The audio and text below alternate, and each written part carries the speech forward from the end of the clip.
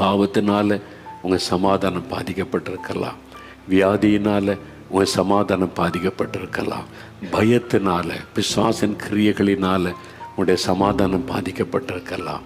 இயேசு சொல்லுகிறார், என் மகனே மகளே, என் சமாதானத்தை உனக்கு தருகிறேன், உங்கள் இருதயம் கலங்காமலும் பயப்படாமலும் இருப்பதாக. எவ்வளோ அற்புதமான ஆண்டவர்! நீ பயப்படாத, நீ கலங்காத, நான் உனக்கு என் சமாதானத்தை தருகிறேன் அப்படின்னு இயேசு சொல்லுகிறார். எவ்வளோ அற்புதம் பார்த்தீங்களா? இன்றைக்கு நீங்கள் பெற்றுக்கொள்ளுவீங்க.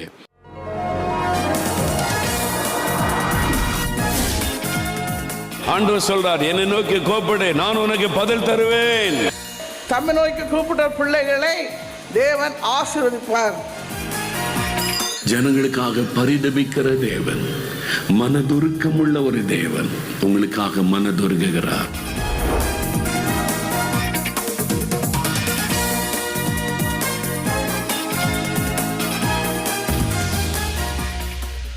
பிரியமானவர்களே, ஆண்டவராகிய இயேசு கிறிஸ்துவின் நாமத்தினாலே தேற்றரவாளன் என்ற இந்த நிகழ்ச்சிக்கு உங்களை அன்போடு வாழ்த்தி வரவேற்கிறோம். மனித பயம், மரண பயம், எதிர்கால பயம் என பலவிதமான பயத்தின் பிடியில் சிக்கி தவிப்பவர்கள் ஏராளம். இது நிமித்தமாக சந்தோஷத்தை இழந்து சமாதானத்தை இழந்து காணப்படுகிறார்கள். நீங்களும் கூட ஏதோ ஒரு பயத்தினால் சமாதானத்தை இழந்து காணப்படுகிறீர்களா? உங்கள் பயத்தை மாற்றி உங்களை சமாதானத்தினால் நிரப்பும் இயேசு கிறிஸ்துவிடம் உங்கள் வாழ்க்கையை அர்ப்பணியுங்கள். நிச்சயமாக சந்தோஷத்தையும் சமாதானத்தையும் பெற்றுக்கொள்வீர்கள். இப்பொழுதும் நமது சகோதரர் மோகன் சிலாஸ்ரஸ் அவர்கள் உங்களுக்காக தேவ செய்தி அளித்து சிறப்பு பிரார்த்தனை ஏறெடுப்பார்கள்.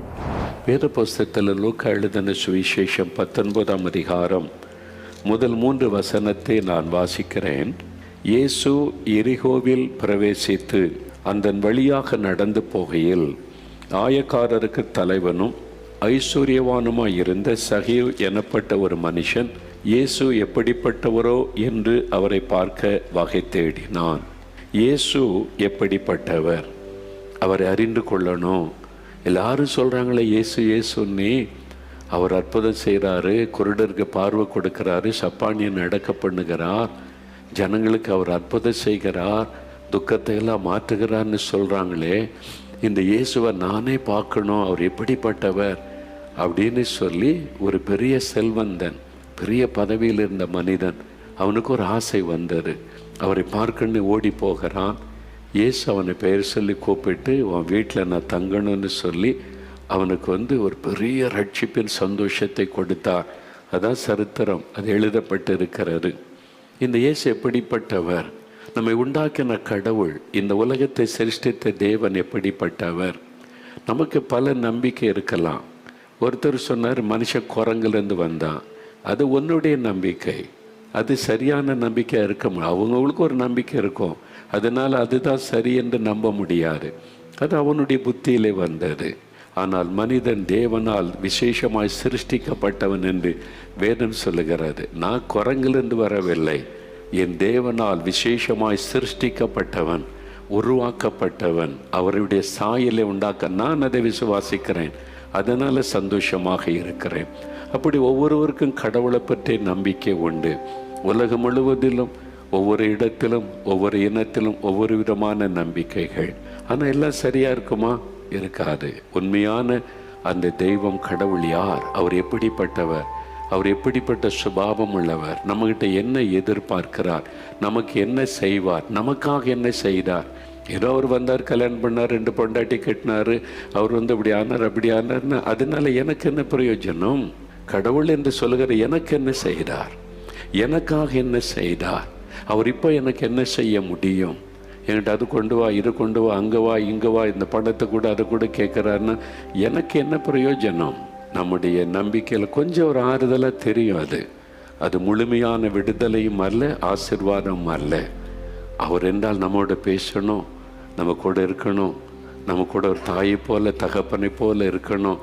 அப்போ கடவுள் எப்படிப்பட்டவர் அறிந்து கொள்ள விரும்புகிறார். நீங்கள் விரும்பணும், என்னை உண்டாக்கின கடவுள் எப்படிப்பட்டவர், இவர் உண்மையாக இருக்க முடியுமா, இவரா அவரா இவரா, இதை சொல்கிறாங்க அங்கே சொல்கிறாங்க எல்லாரும் சொல்கிறாங்க, அதனால யார் எனக்கு தெரியணும்னு தேடி பாருங்க, நீங்க அறிந்து கொள்ள முடியும்.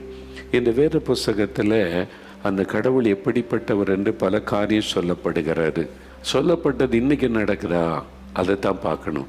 என்னைக்கோ எழுதி வச்சாங்க, அப்போ சொல்லியிருக்குதையா, அந்த காலத்துல இருந்தே முன்னோர்கள் என்ன தப்பாக சொல்லுவாங்க அப்படின்னு சொல்லி நிறைய பேசி விதண்டவாதம் பேசி நமக்கு என்ன பிரயோஜனம்?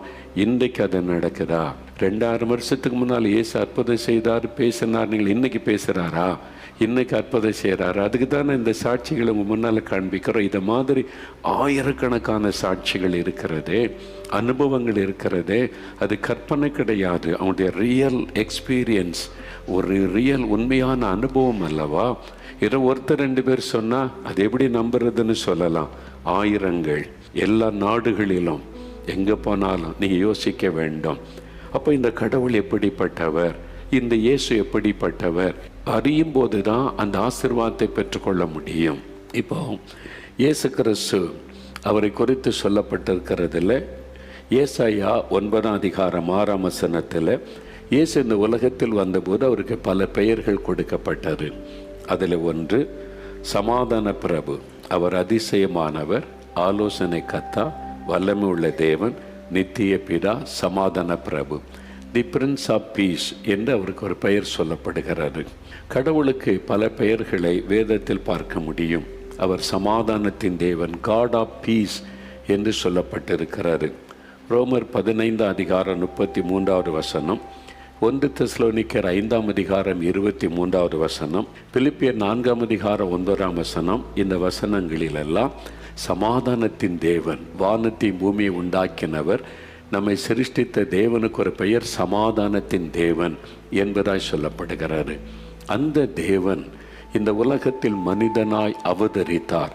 ஒளியாயிருக்கிறவர், வார்த்தையாயிருக்கிறவர், மனிதரால் பார்க்க முடியாத ஒரு தேவன் மனிதர்களை சந்திக்க ஒரு மனிதனாக இந்த உலகத்தில் அவர் இறங்கினார்.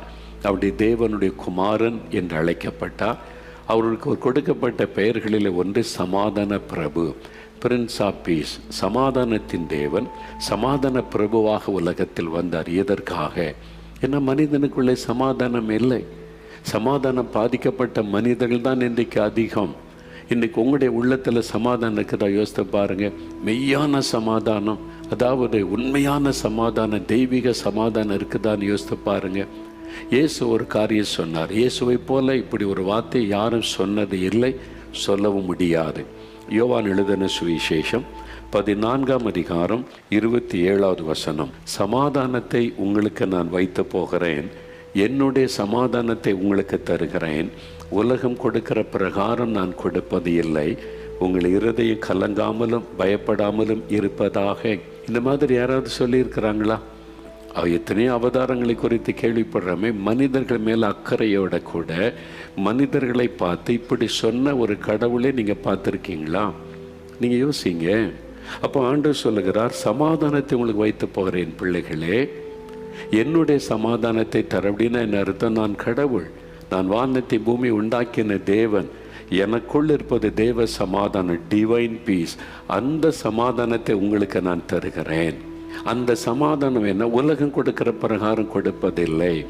உலகத்தில் ஒரு சமாதானம் சொல்லுவாங்க. எப்போ ஒரு வெற்றி வந்துட்டா ஒரு சமாதானம் வரும், அப்புறம் ஒரு வியாபாரத்தில் லாபம் வந்துட்டா ஒரு சமாதானம் வரும், ஒரு நன்மையை பார்த்துட்டா சமாதானம் வரும். அது என்னைக்கு நிலைச்சிருக்குமா? மறுபடியும் தோல்வி வரும், மறுபடியும் நஷ்டம் வரும், இழப்பு வரும், அப்போ எல்லாம் போயிடும், பாதிக்கப்பட்டு விடும். அது நிலையான சமாதானம் அல்ல. நீ குடிகாரங்கள் போதை மருத்துகளை பயன்படுத்தினவங்களை கேளுங்க, கொஞ்சம் நிம்மதியாக இருக்குன்னு குடிக்கிற ஐயா, நிம்மதியே இல்லை. கோடிக்கணக்கான பேர் குடிக்கிறாங்க, நிம்மதி இல்லை, சமாதானம் இல்லை என்று. அதான இன்னைக்கு சமுதாயத்தில் பார்க்குறோம். அவன் குடிச்சுட்டா சமாதானம் வந்துடுமா? போதை இருக்க வரைக்கும் அந்த துக்கத்தை மறந்து போய் மனநிலை பாதிக்கப்பட்ட மயக்கத்தில் இருக்கிறான், அவ்வளோதான். மயக்கம் தெளிஞ்சு நார்மலுக்கு வந்தோன்னா மறுபடியும் துக்கம், கவலை. அப்போ அது நிரந்தரமான சமாதானத்தை உலகத்தில் எதுவும் தர முடியாது. அதனால் தான் இயேசு சொல்லுகிறார், நான் கொடுக்கிற சமாதானம் நிரந்தர சமாதானம். நம்மை சுற்றிலும் பாடுகள், பிரச்சனை, வேதனை, நெருக்கம், எத்தனை உபத்திரவங்கள் வந்தாலும் ஆண்டவர் கொடுக்கிற சமாதானத்தை பாதிக்கவே முடியாது. டிவைன் பீஸ் என்பது எவ்வளோ பிரச்சனை நடந்தாலும் பாதிக்காது. இப்போ நீங்கள் பார்க்குறீங்களே, என்னை பற்றி என்னெல்லாம் பேசுகிறான், வீடியோவில் பேசுகிறான், திட்டுறான், ஏசுகிறான். அது மாதிரி நிறைய காரியம் நடக்குது. பொய்யான குற்றச்சாட்டு சொல்கிறான், கேவலமாலாம் பேசுகிறான். இதெல்லாம் கேள்விப்படும் போது நான் சோர்ந்துருவேன், நான் பயந்துருவேன், கலைஞர். ஆனால் ஒன்றுமே என் உள்ளத்தை பாதிக்கிறதே இல்லை.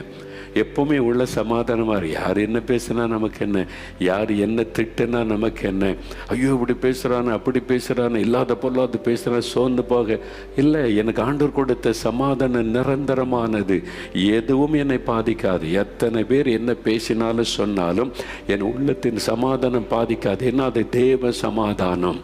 எதுவுமே நம்ம பாதிக்காத, எப்பொழுதும் நமக்குள்ள நிம்மதி, ஆத்ம அமைதி. படுத்த நிம்மதியை தூங்குறேன், சந்தோஷமாக இருக்கிறேன். யார் வேணாலும் என்ன வேணாலும் சொல்லிவிட்டு போகட்டும், அது என்னை பாதிக்காது. நம்ம உள்ளத்தை, நம்முடைய சமாதானத்தை எதுவுமே பாதிக்காத அளவு கொடுக்கிற சமாதானம் இருக்கிற, அதான் தேவ சமாதானம். சரி, நம்முடைய சமாதானத்தை பாதிக்கிற விஷயம் என்ன? அவர் எப்படி எனக்கு சமாதானம் கொடுக்க முடியும்? இன்றைக்கி உங்கள் உள்ளத்தை சமாதானம் இல்லை, பாதிக்கப்பட்டிருக்குது. நீங்கள் பாதிக்கப்பட்ட உள்ளத்தோடு தான் இருக்கிறீங்க. ஏன் இந்த பாதிப்பு, சமாதானம் இல்லை தெரியுமா? யோவான் 20:19 இயேசு கிறிஸ்து மரித்து உயிர்த்தெழுந்தார். அவர் மரித்து அடக்கம் பண்ணிட்டாங்க.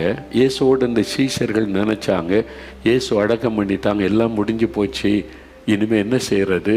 இயேசுவை அவருடைய மத தீவிரவாதிகள், அந்த மத தலைவர்கள் கொன்னுட்டாங்களே, எல்லாம் முடிஞ்சு போச்சு, இனிமேல் எப்படி வாழப் போகிறோம்? எதிர்காலத்தை குறித்த பயம், நம்மையும் கொண்டு விடுவார்களோ என்ற பயம், கலக்கத்தில் இருக்கிறாங்க, பயந்து போய் இருக்கிறாங்க. இயேசு மரணத்தை ஜெயித்து உயிரோடு எழுந்தார்.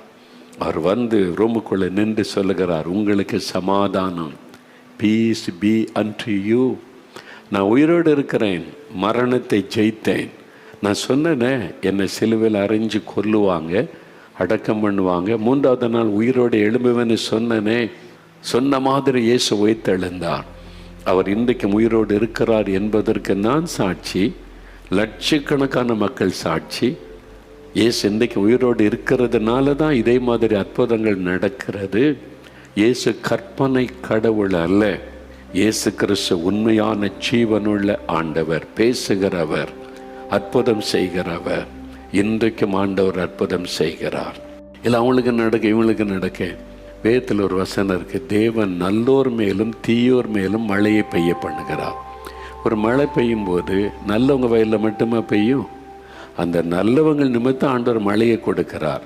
ஆனால் லஞ்சம் வாங்குறவனு ஊழல் பண்ணுறவனுடைய நிலத்தில் இருந்தால் அந்த தண்ணீர் பாய்க்கிறார். ஆண்டவர் பட்சபாரம் பார்க்கறது இல்லை.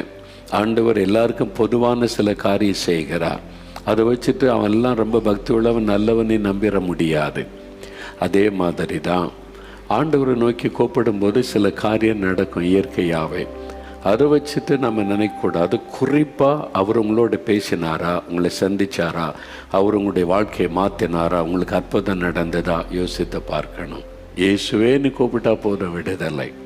இப்போ நீ கூப்பிட்டு பாருங்க, இயேசுவே நீர் மரித்த உயிரோடு இருக்கிறீர், நான் விசுவாசிக்கிறேன், இவங்களுக்கெல்லாம் அற்புதம் செய்தீங்க, எனக்கு விடுதலை கொடுங்க. பயம் உடைய சமாதானத்தை பாதிக்கும். பயம் நிறைய பேருடைய தூக்கம் பாதிக்கப்பட்டு இருக்கிறது, நிம்மதி இல்லை, வீட்டில் படுக்க முடியல. பயம், டிப்ரெஷன், மன அழுத்தம், அதுக்கு பின்னால் இருப்பது பிசாசு. அந்த ஆவி, பயமுறுத்துகிற ஆவி, அடிமைப்படுத்துகிற ஆவி. இயேசு அதை ஜெயித்தார். சிலுவையில் அவர் மரித்த உயிரோடு எழுந்தபோது பிசாசை ஜெயித்தார், சாத்தானை ஜெயித்தார். அதனால தான் இயேசுன்ற பேரை சொன்ன பிசாசு நடுங்கும், பயப்படும், விடுதலை உண்டாகும். இன்றைக்கு எனக்கு அன்பானவர்களே, பாவத்தினால உங்கள் சமாதானம் பாதிக்கப்பட்டிருக்கலாம், வியாதியினால் உங்கள் சமாதானம் பாதிக்கப்பட்டிருக்கலாம், பயத்தினால, பிசாசின் கிரியைகளினால் உங்களுடைய சமாதானம் பாதிக்கப்பட்டிருக்கலாம்.